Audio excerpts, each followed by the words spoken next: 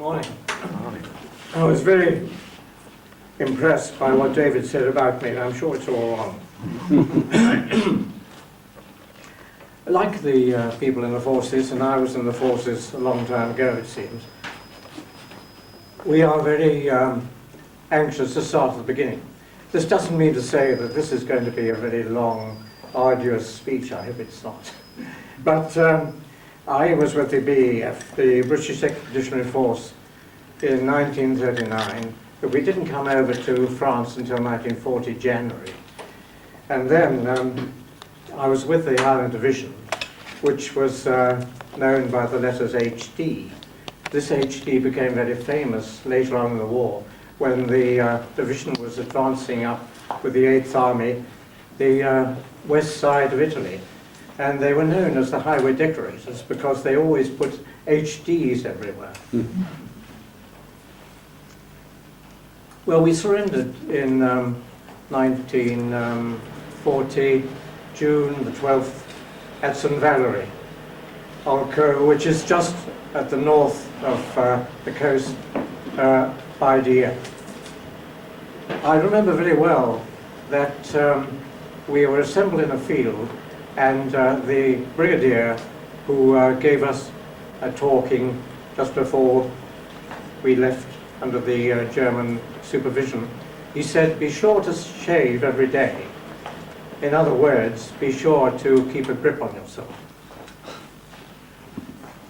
Another thing that I remember was that the end of that first day's trip, we landed at a French farmyard, and we were too tired to know what to do. We just fell asleep.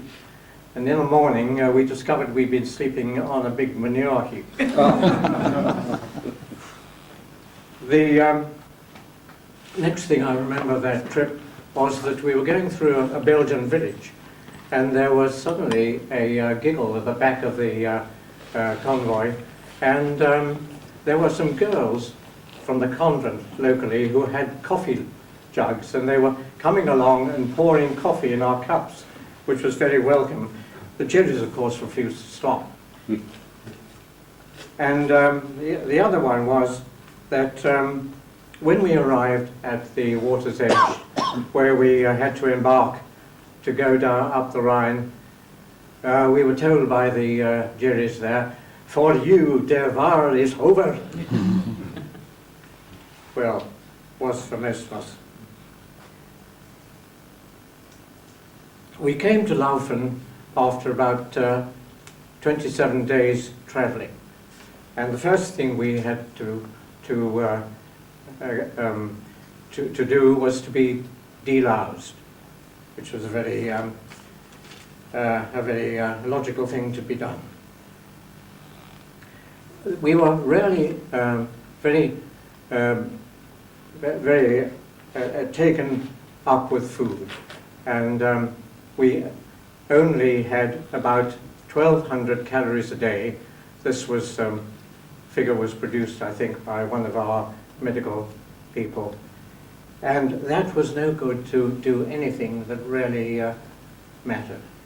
Except that I don't know how he did it, but I know that Jimmy was part of an entertainments committee who entertained us with music in the theatre. Laufen lasted for me until March 1941. And then we were told that we should have to move to Posen.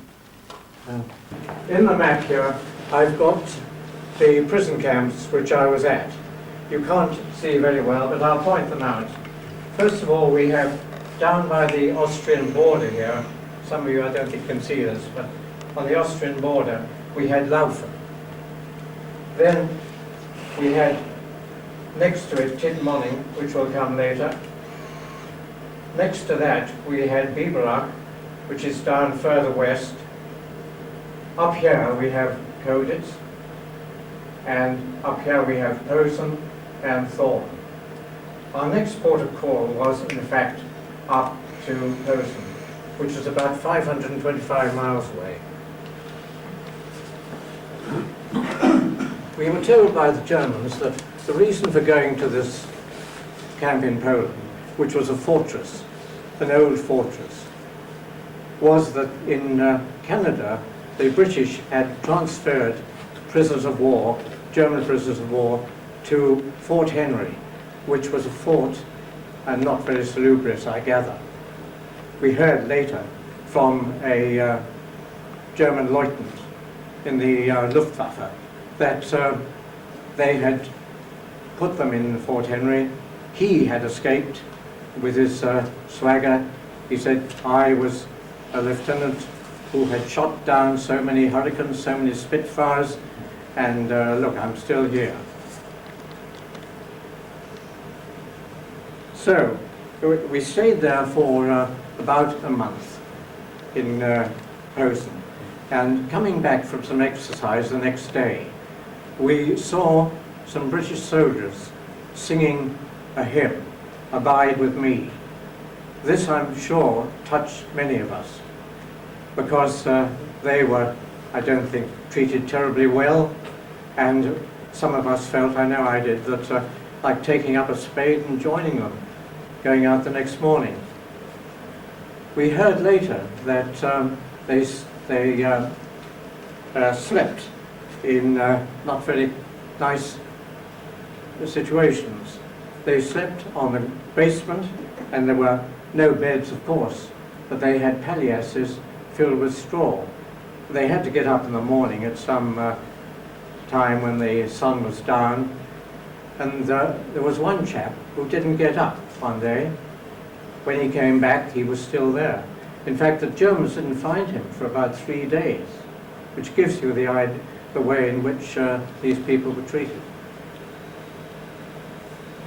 Well, I say, after about a month, we had to go elsewhere, because the camp, so the Germans said, was getting too full, and we had to make way.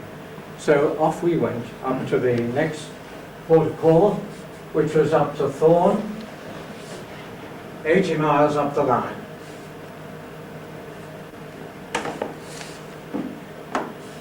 On the way up there, something gripped me, and I felt like transpired, some others did en route, that it was time to get out. So I got over to the window side of the compartment, and there were 8 of us in the compartment from the Highland Division, and put the window down and had a look out, and there was a gantry up at the end. I ought to have taken a warning about that, because obviously there was a jerry up there. Anyway, I thought, well, here goes, leg over, drop down onto the line, fall down on the line, lose my specs, jump over the embankment, go down, trying to get away, and in and out of the shrubs on the en route. Well, it wasn't long before I heard, halt, oder ich schieße. So I had nothing to do but to halt, and went back. We're so transpired that 3 other RAF men, in fact, and a chap called Hyde Thompson, who somebody might remember, we, in fact, had to spend some time in the cooler at Thorn. When we came out, we discovered it was quite a reasonable camp. We had 2 showers a week, 2 hot showers a week, and we had 20 in a room, which, judging by Posen standards, was very much nicer. However, this was not to last, and we were told that Fort Henry had been evacuated, so we'll have to evacuate our British POWs from Thorn, and off we went on our travels. This time it was a long way down to Biberach. So we had Thorn up here, we went down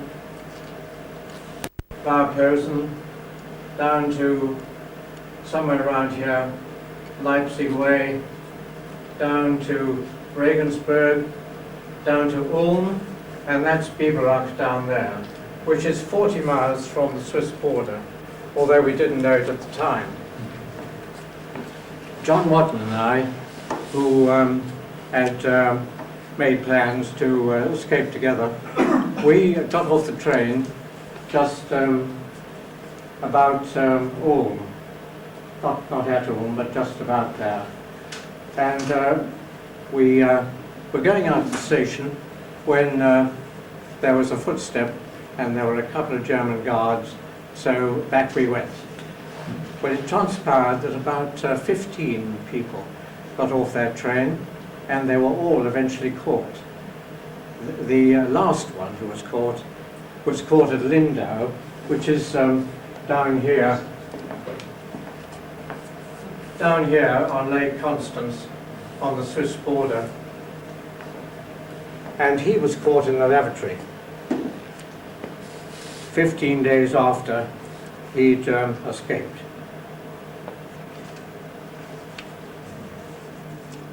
Biberach seemed to be a very nice place.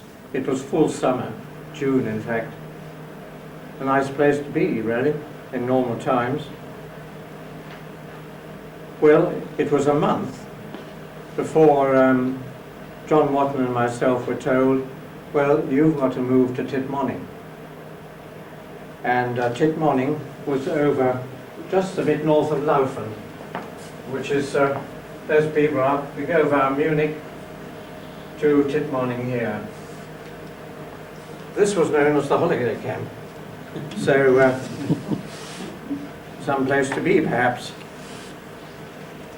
The reason it was that the senior British officer had undertaken an agreement with the German commandant to let people have a bathe each morning, or 5 times a week or whatever, in a neighbouring lake. And this seemed a very nice idea. Everyone is all for it, but we had to give our parole, which in fact the senior British officer seemed to think it was all right, so why not? So we gave our parole, and we used to go over and swim. A very nice woodland lake with trees and so forth.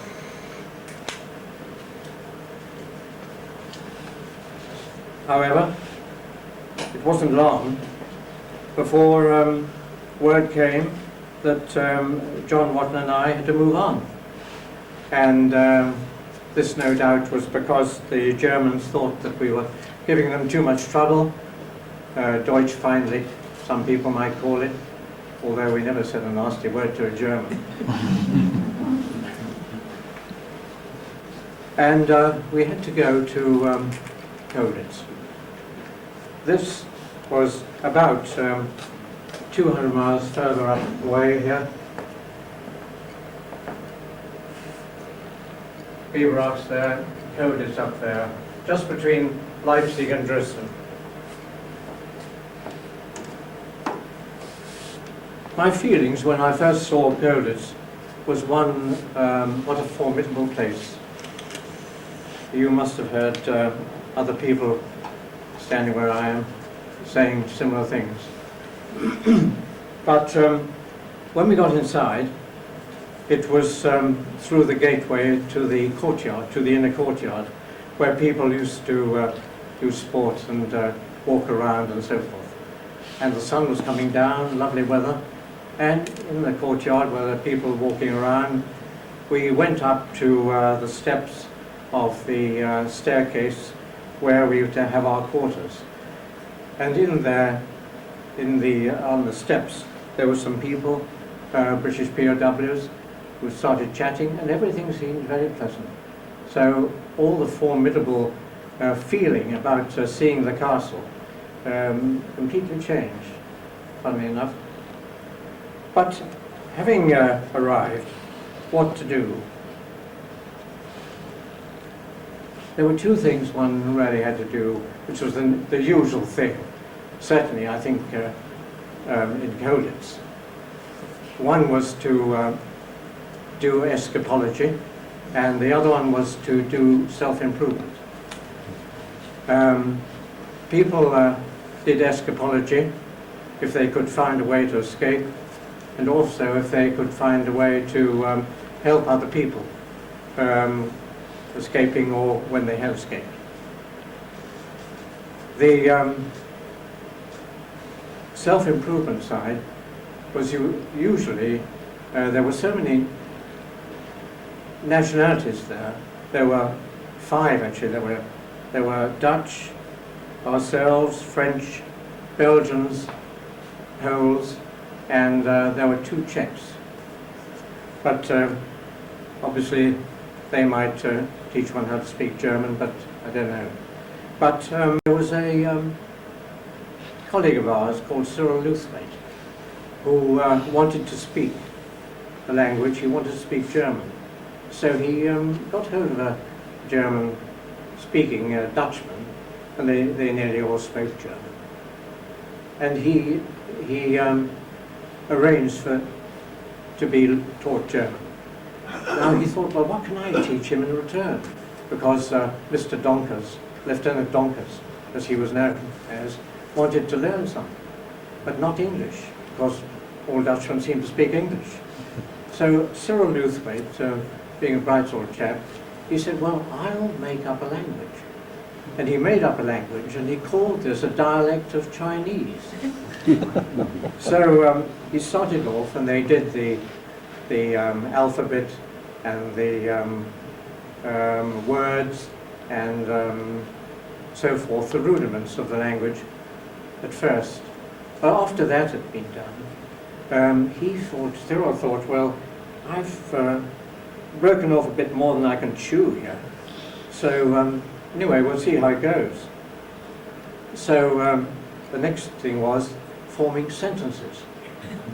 And this was done, one lesson. And then the next lesson, Cyril had a sentence there, and he was coming out with the translation. He was finding it rather difficult. So Lieutenant Donkers said, look, this is what it is. And he came out with the answer. So Cyril then gave it up. He said this was too much, and he resigned.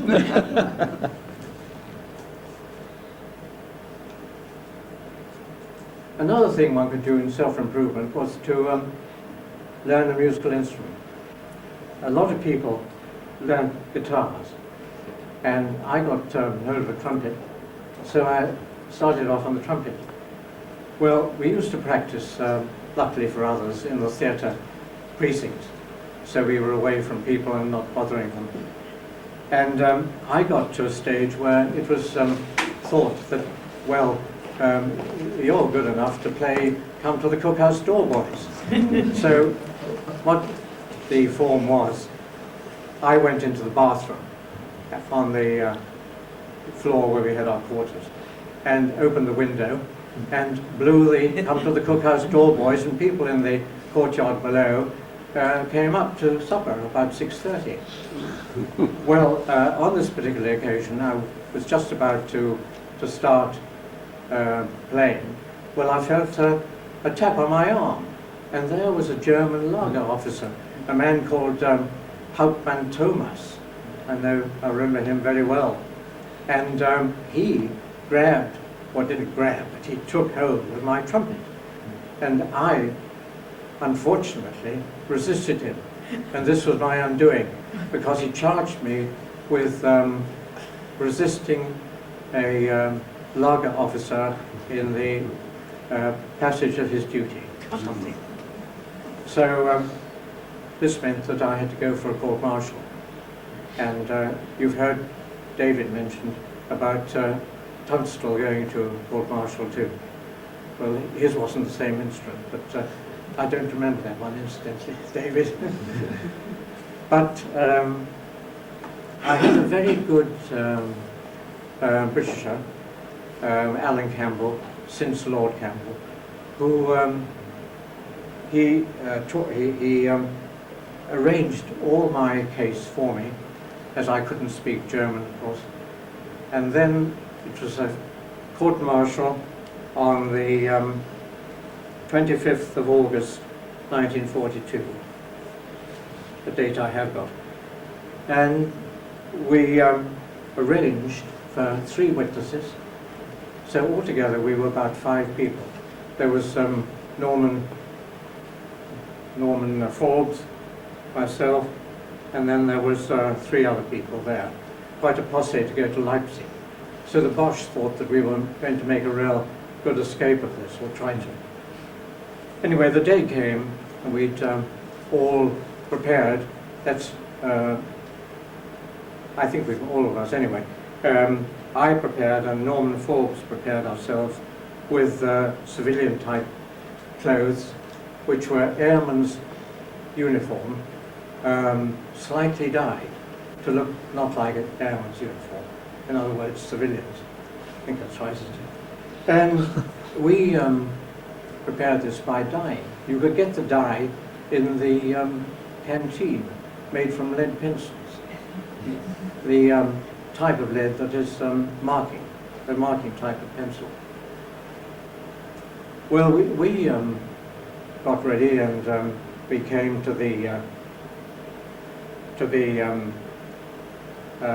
search that they always had before we went out.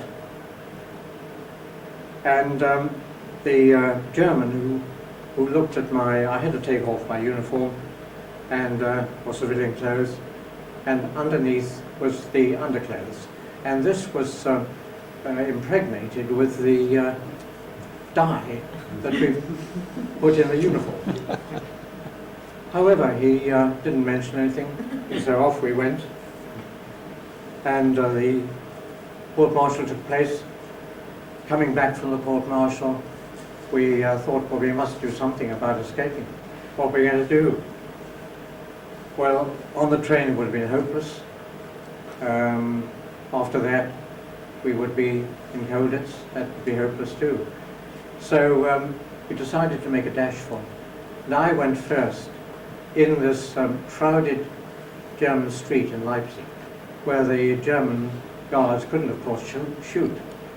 So I popped off first, and then Norman popped off the other way, but it wasn't long before we were back. And the only thing we had to show for that escape was 6 weeks solitary confinement.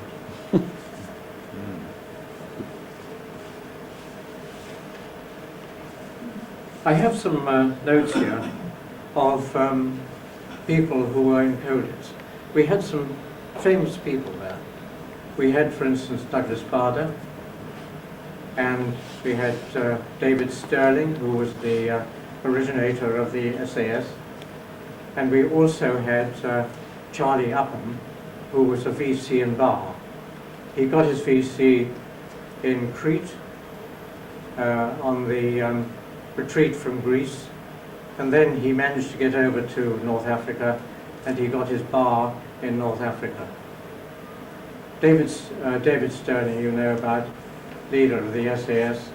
He in fact came very late on, in late 1944, and Charlie Upham, he retired to New Zealand, and funnily enough, one of our daughters married a New Zealander, so they ended up fairly close together.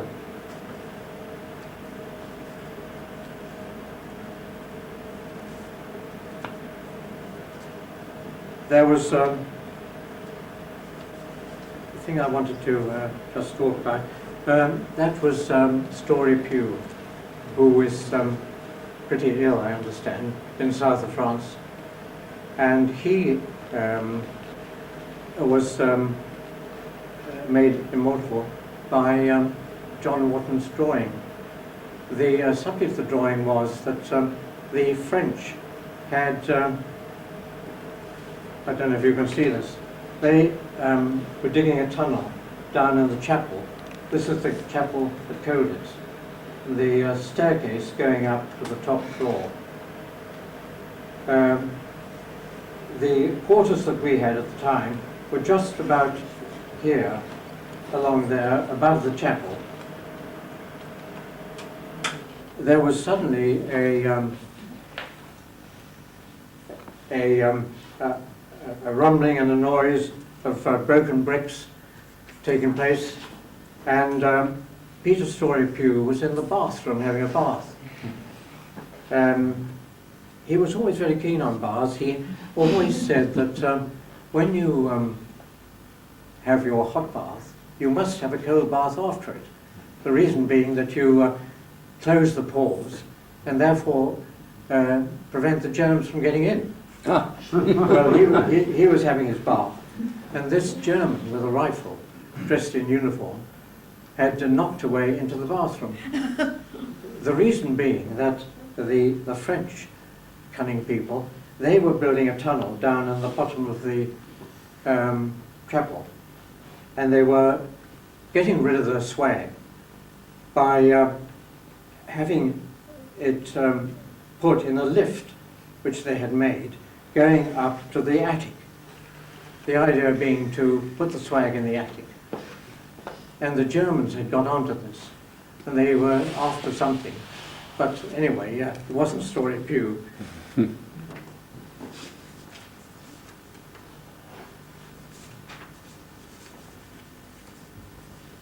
I had a joke or two about Barder, Douglas Barder.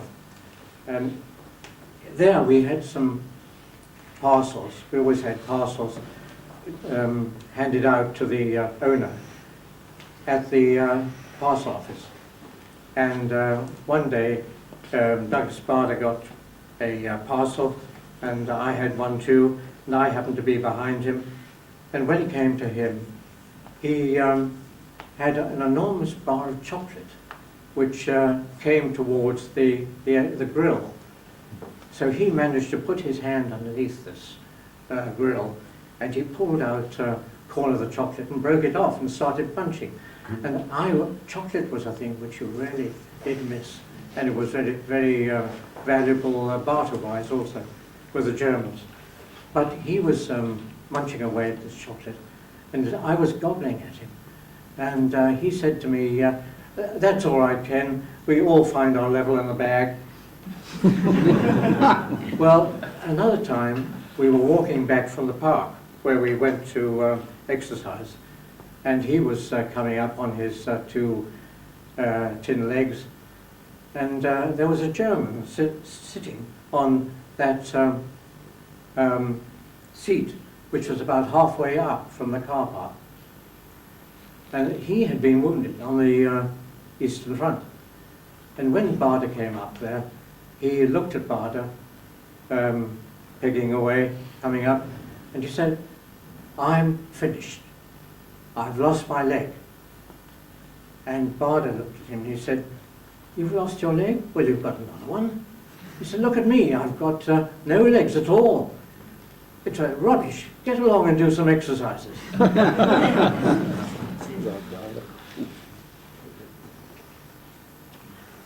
Also, he used to play cricket, and he used to play wicket-keeper in the courtyard. In fact, he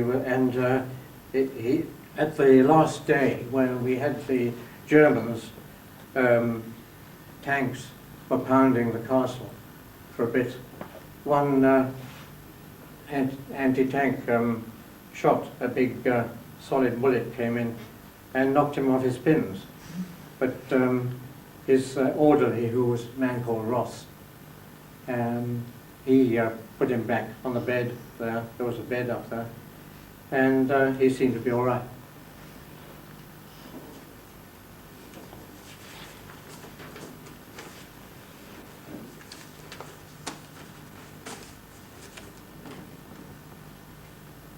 David, can we have the... Yep. I've got some photographs here which might be useful to see.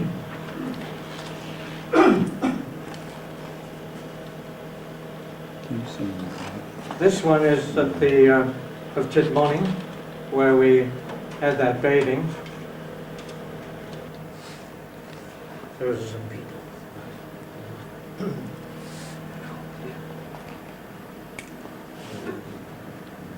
Believe it or not, there's Pat Heenan, Tom Briggs, John Watton, myself, and Colonel Taylor there, if anyone knows any of them. It's Douglas Barder, our Senior British Officer, SBO, Colonel Stainer, known as Daddy, and this was, I don't know his name, he's a friend of Barder's. He was a major in some cavalry regiment. I don't know if anybody knows him. Peter Dollar? Hmm? Peter Dollar? Yes, Peter Dollar, that's right. I've got a card which is a picture of John Wotton's Christmas.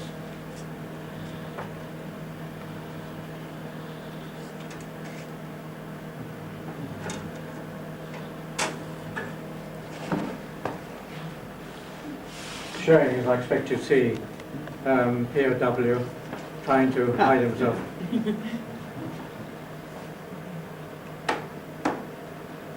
Excellent card.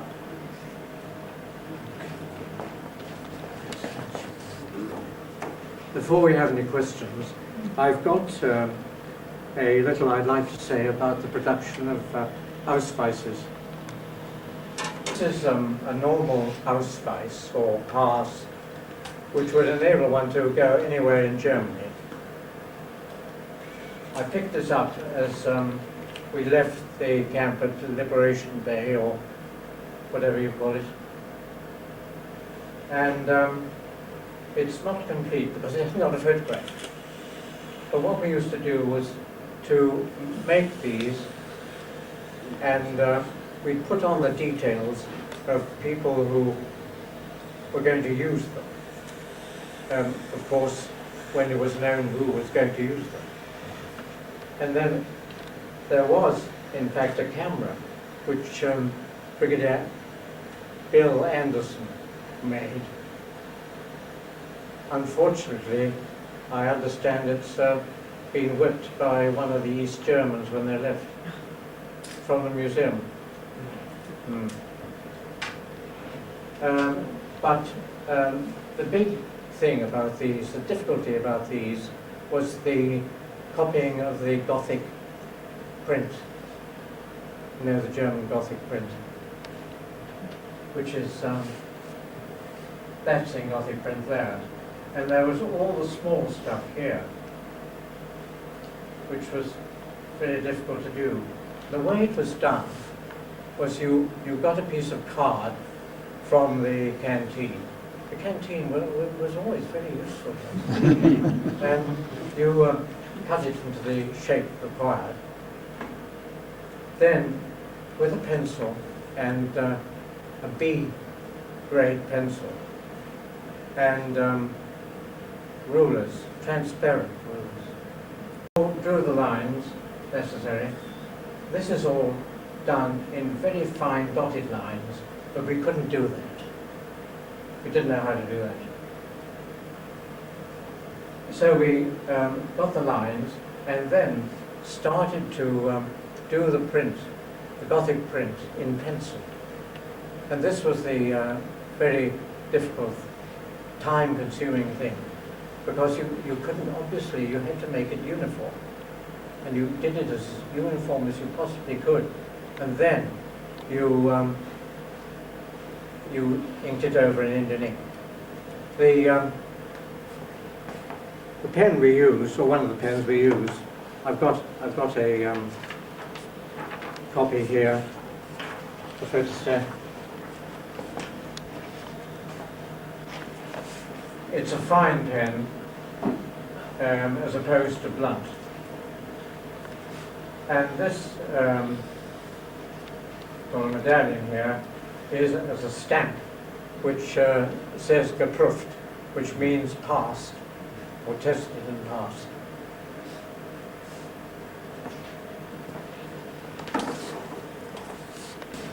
I don't know whether you can see, but the object of this, me showing this, is that this was the reverse of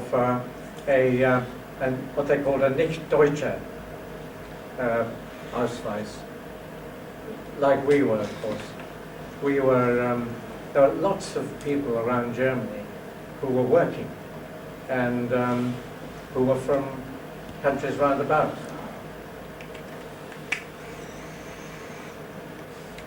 These, in fact, are two separate Ausweises.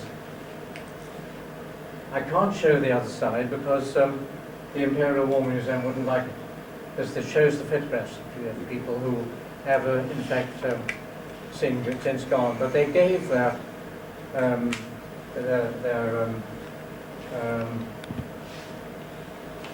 things to the War Museum to show at the War Museum. And the War Museum doesn't like it if you don't show things. I don't need to get the permission for this, but I would from the other.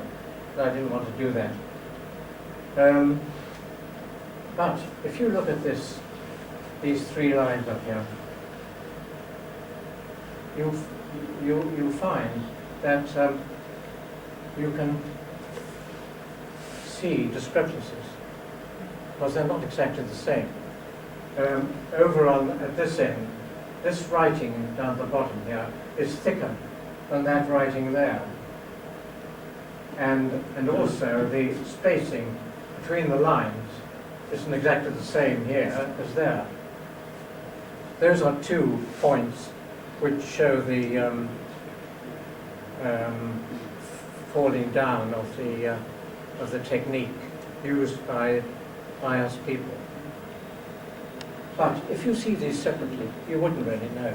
In fact, there was, not to my knowledge, any instance of an Ausweis made by the British Colditz being the cause of somebody's demise, somebody's capture. Maybe there were in other nationalities, I don't know, but certainly not from us.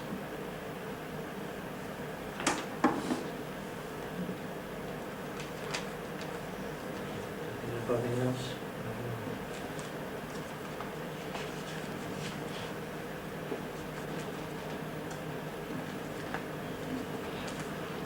Yes, I think so.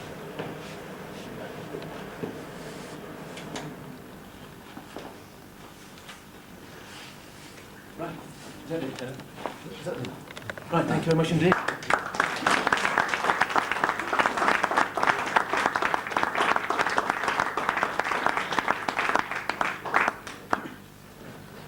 That's fascinating. Thank you very much indeed.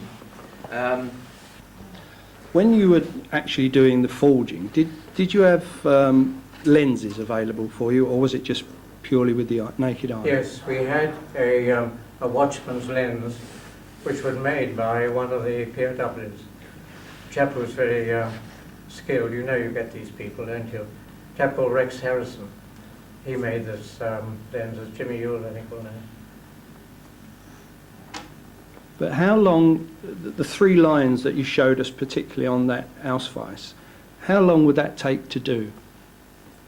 I should think you'd do an Ausweis like that in 2 days. 2 days.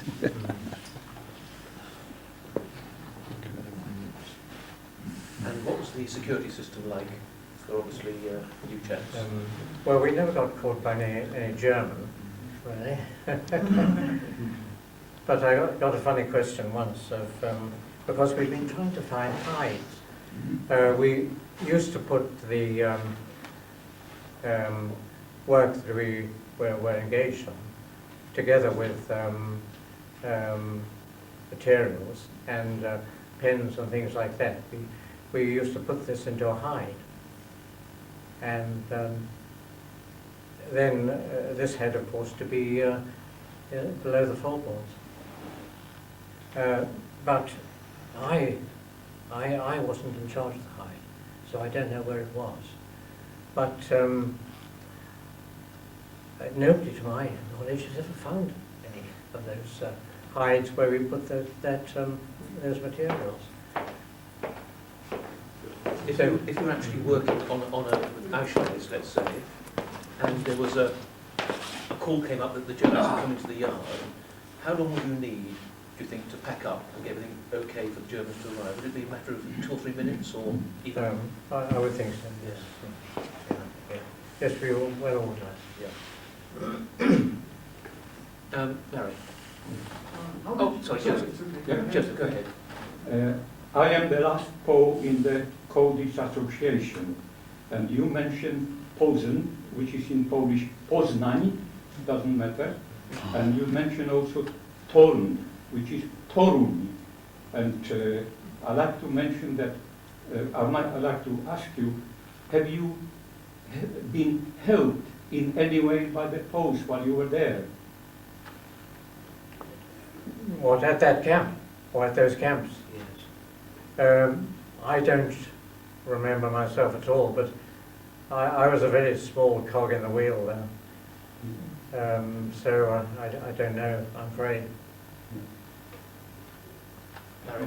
I can just mention that Torun is the town where Nicholas Copernic was born, the one who stopped the sun and who stopped the earth and started the sun going round. Or the other way around. Copernicus, yes. Copernicus. Yes.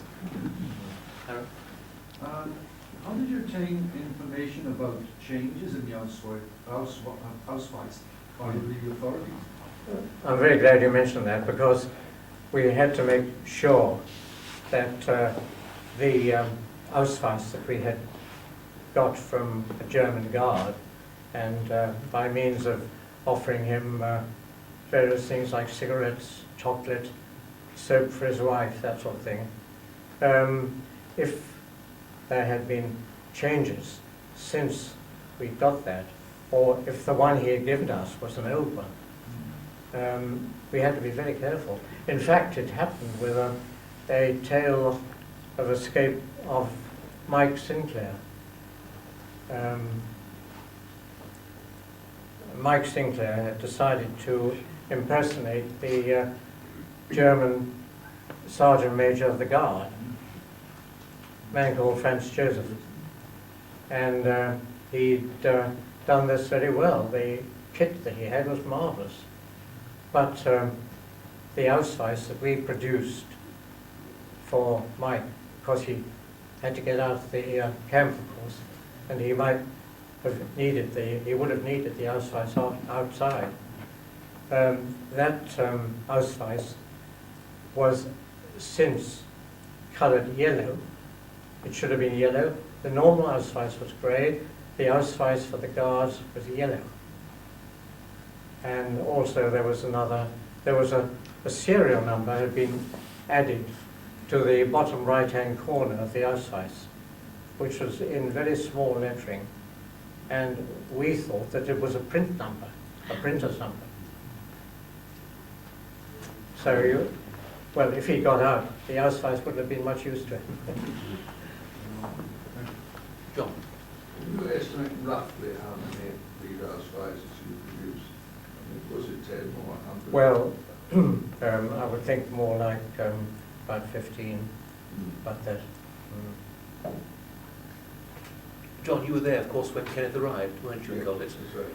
I believe that 3 of the party that arrived with Kenneth were Rex Harrison, who was nearly 6'7", and Messrs Price and What do you call it? Lace, who were 6'4". So presumably you were no longer the tallest man in Colditz.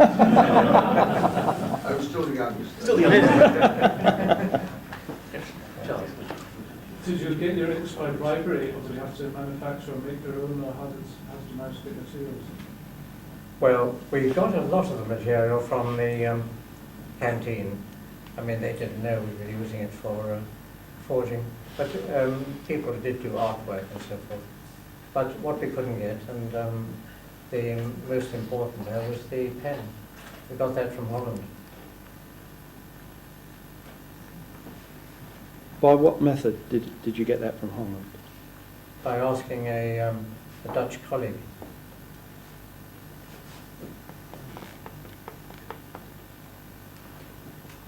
What was the forgery team? Who did you work with? A chap called Beats, known as Boggy. I don't know why. I didn't know his full name at all, but he was in the Navy. And then there was Brigadier Anderson, who was a sapper. He was the one who made the camera. He was extremely good at forging as well. Did John Bottom get involved in that? No, he didn't. He didn't. Who did you mess with, Kenneth, in your time there? Who did you mess with? Who was on your table? Well, there was Dick Howe, probably heard of him. Yes. Kenneth Lockwood, you know. Yes. Yes. Derek Gill, Yes. who died about a year ago, I think. Derek Gill. There was an Australian called Ralph Holroyd. Holroyd, yes. And there was the Dean of Peterhouse, Padre Dickie Hurd, and John Rotten. Were you doing any forgery in any other camps before you got to Colditz? No, I wasn't. And what was it that, how was it that you were asked to do it? No. Being a sort of neat with the writing, I think, really. You said the camera was manufactured in Colditz. What about the film and the materials for developing the film? Very good point. I don't know.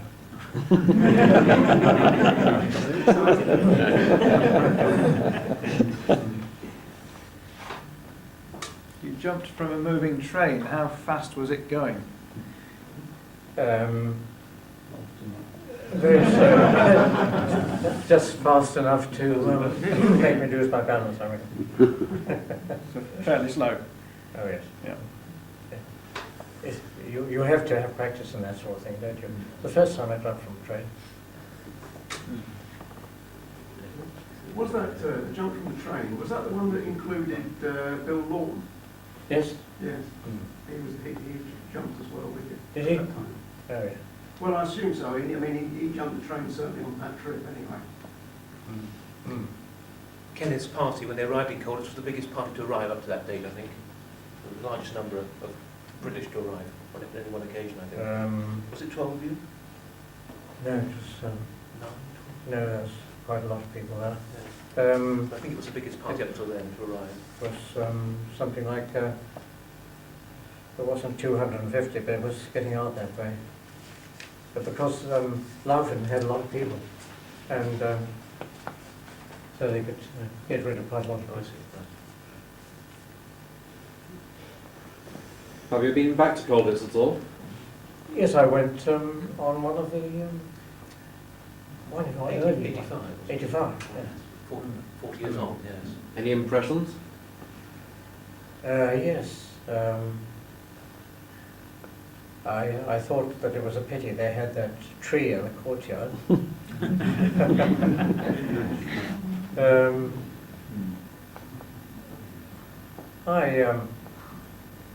I think really apart from that, nothing really else.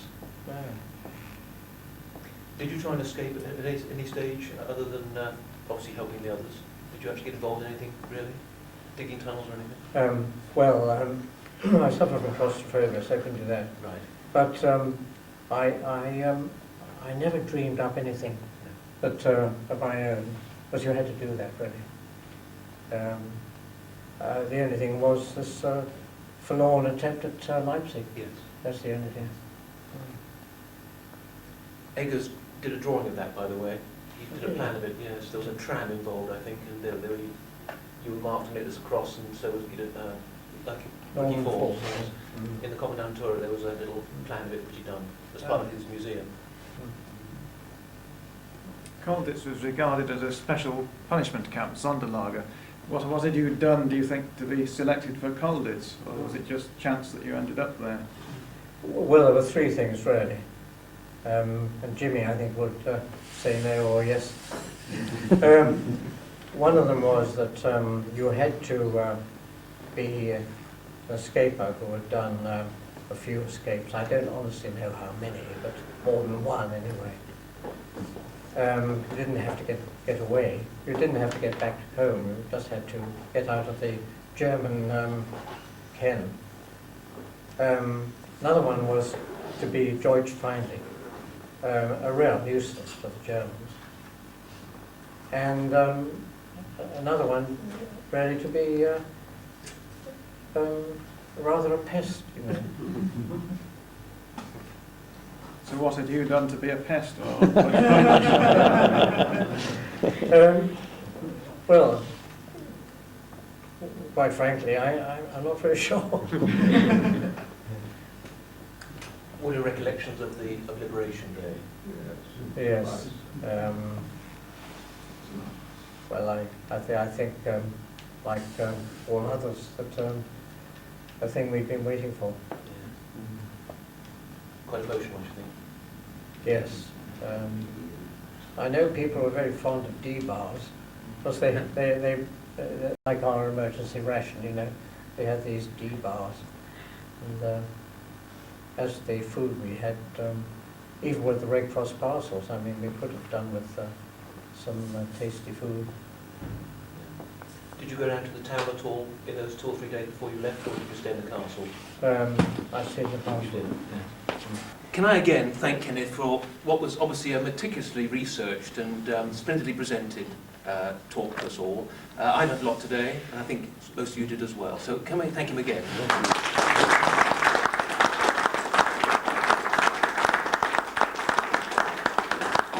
And Ken, if you'd like to take this, we'd be delighted. It's a